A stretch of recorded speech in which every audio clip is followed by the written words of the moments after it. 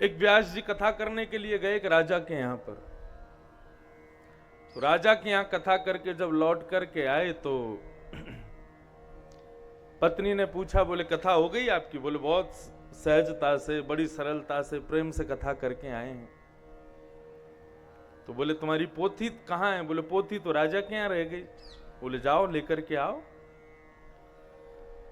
तो बेचारे वक्ता अपनी पोथी लेने के लिए राज दरबार दोबारा लौट करके गए। तो सबसे पहले राजा की बेटी मिली। बेटी ने व्यास जी को प्रणाम किया, बोले आप इतनी बढ़िया मधुर कथा सुना करके गए महाराज, मेरा तो जीवन परिवर्तित हो गया आपकी कथा सुन करके। तो व्यास जी ने पूछ लिया, बोले बेटी तुमने क्या सुना कथा में? बोले मैंने तो आपकी कथा में सुभद्रा को अपना गुरु बनाया। सुभद्रा को गुरु बनाया? क्या सीखा सुभद्रा से? बोले मैंने सुभद्रा से सीखा कि सुभद्रा अर्जुन से प्रेम करती थी और इस कारण वो अर्जुन के साथ में भाग गई। तो मैंने आपकी कथा से सीखा कि भाई अगर मैं भी अगर किसी से प्रेम करूं, माता पिता राजी ना हो तो मैं उसके साथ भाग जाऊंगी। मैंने आपकी कथा से सीखा। व्यास जी बोले यही सीखने को मिला और कुछ नहीं सीख पाई मेरी कथा से? बोले हमारे काम का यही था आपकी कथा में। इसको कहते हैं दुराचरण। ब्राह्मण देवता थोड़े और आगे गए तो राजा का बेटा मिला। राजा के बेटे ने कहा महाराज आपने ऐसी कथा सुनाई, मेरे मन में एक संशय था, वो संशय दूर हो गया।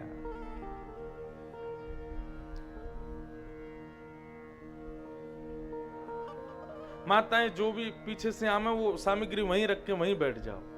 हाँ, और वैसे अपने पास ही रख के बैठ जाओ, कथा की आरती में जो करना हो वो करें, अभी केवल कथा सुनो सब बैठ के।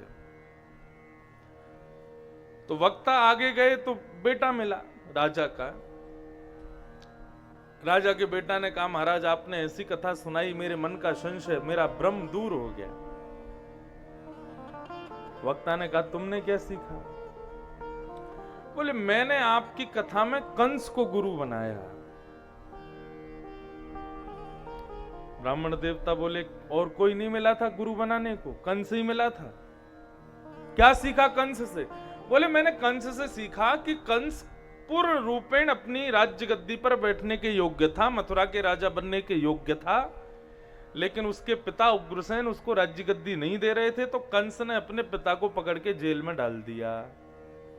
अब मैं भी ऐसा ही करने वाला हूं, मैं भी अपने पिता को पकड़ करके जेल में डालूंगा और मैं राज्य गद्दी पर बैठ जाऊंगा। कोई कहेगा कि गलत है तो कह दूंगा आपसे कथा में सुना था मैंने। हमारे व्यास जी कथा सुना के गए, उन्होंने ये युक्ति बताई। ब्राह्मण देवता बोले भैया मेरी पोथी मिल जाए मैं भागूं यहां से, नहीं तो संसार पूरा मुझे ही पकड़ लेगा। थोड़ा और आगे गए तो रानी मिली। रानी ने प्रणाम किया, बोले महाराज आप ऐसी मधुर कथा सुना के गए, हमने आपकी कथा में द्रौपदी को अपना गुरु बनाया। अच्छा क्या सीखा द्रौपदी से? बोले हमने द्रौपदी से सीखा कि द्रौपदी पंच कन्या है।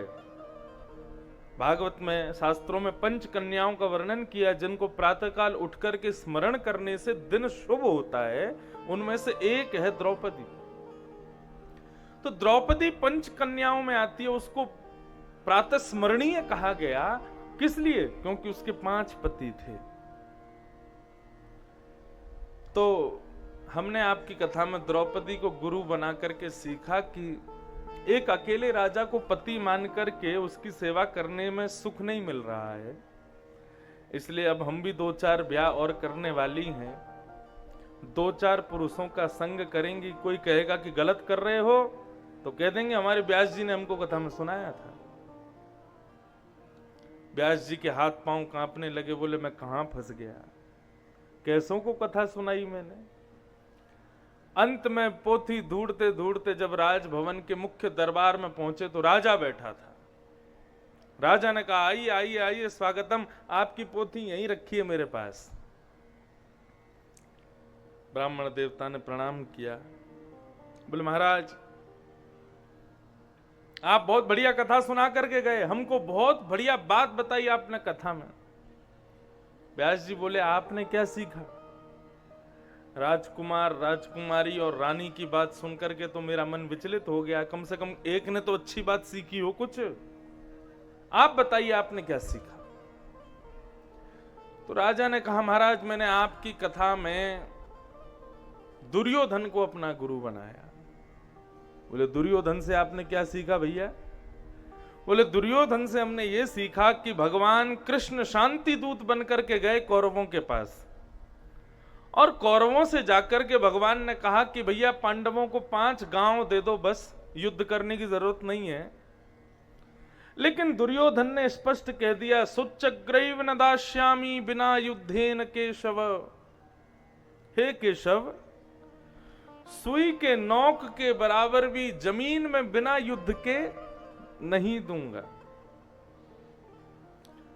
मैंने दुर्योधन से सीखा कि उसने बिना युद्ध के सुई के नोक के बराबर भी जमीन पांडवों को नहीं दी।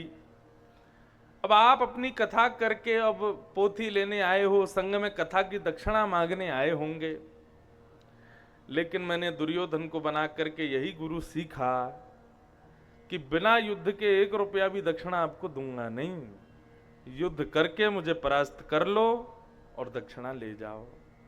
इसको कहते हैं दुराचरण।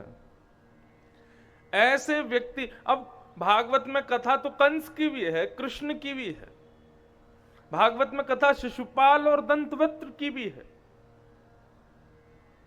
ऐसा थोड़ी है कि कभी कभी रावण का भी यश कहीं सुनाया जाए तो इसका मतलब ये थोड़ी है कि रावण की कथा में, भागवत की कथा में, राम कथा में रावण का प्रसंग कहा गया तो इसका मतलब रावण श्रेष्ठ है। इतना विवेक तो हमारे भीतर होना चाहिए कि हमको किससे सीखना है और क्या सीखना है। दुराचरण करने वाला व्यक्ति पापी होता है। तो ऐसी बात मन में आती है, क्या व्यक्ति को इतना विवेक नहीं है कि वो आदमी को देख करके ये नहीं समझ पाता कि इसका आचरण मुझे करना चाहिए कि नहीं? तो भागवत के सानिध्य में आने वाले श्रोताओं को भागवत की विवेक प्रदान करती है कि किसका आचरण करना चाहिए, किसका नहीं करना चाहिए। भागवत ये विवेक हमें प्रदान करती है। सदा दुराचार रता विमार्गगा, दुराचरण करने वाले पापियों को भागवत शुद्ध करती है। और विमार्गगा माने जो कुमार्ग पर चलते हैं, गलत मार्ग पर चलते हैं, ऐसे लोग यदि कथा में आ जाएं तो उनकी बुद्धि ठिकाने लगेगी, वो बचेंगे कुमार्ग पर जाने से। और क्रोधाग्निदग्धा कुटिलश्च कामिनः, क्रोधाग्निदग्धा, हाँ भैया पीछे कुछ व्यवस्था करवाओ।